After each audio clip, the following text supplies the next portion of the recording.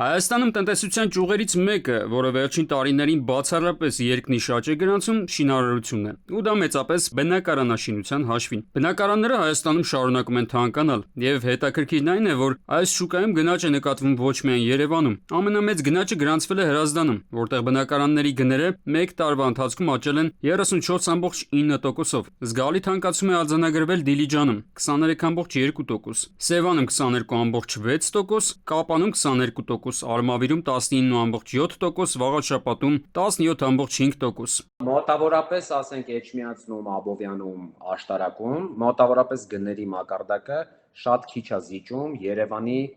ասենք, մի տարի առաջվա բանը կամ 2 տարի առաջվա համայնքների ծայրամասերի գներին։ Ու հիմա որոշ դեպքերում կարա նույնիսկ հիմա,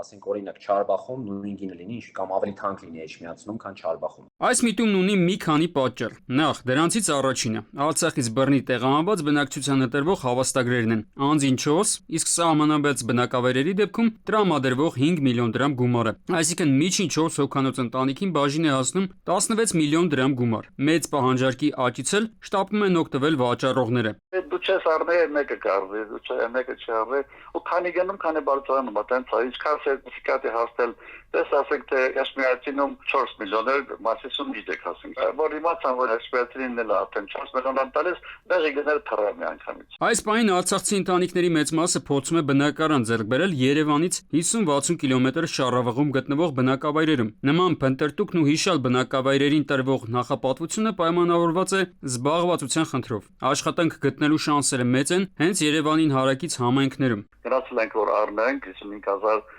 դոլարի սահմաններում։ Հաջորդ օրը գնացինք, որ առնենք, ասում են 5,000 դոլար բարձրացել եք։ Սերտիֆիկատը որ տալիս են ձեզ այդ չա գնում, պետությունը տալիս է դուք ընտրեք էլի։ Մարզերում բնակարանների գնաճին նպաստող մի շարք այլ գործոններ եւս կան։ Մասնավորապես նախորդ տարի անշարժ գույքի շուկայում արձանագրված շեշտակի գնանկման հետ կապված բացասական սպասումներ կային, եւ ներդրողների մի մասը սպասողական վիճակում էր գտնվում։ Նախորդ տարեվերջից նրանք կարծես սկսել են ակտիվ գործել, ինչն էլ նպաստել է շուկայի աշխուժացմանը։ Անցած տարի ինչ էր թեզը բոլորի կողմից, հա, որ շուկան կտրակի, այսքան առաջարկ կա, բայց առնող չկա բան, ու մարդիկ սպասում էին, մեկ էլ ինչ որ բաներ աշխարհակաղակական էլի տեղի ունեցան կամ քաղաքական, հա, պայմանագրի ստորագրումը կամ ընտրությունները, հիմա ոնց որ մարդկանց մոտ արդեն հանգստացան ու ավելի շատ դրական սպասումներ, հա։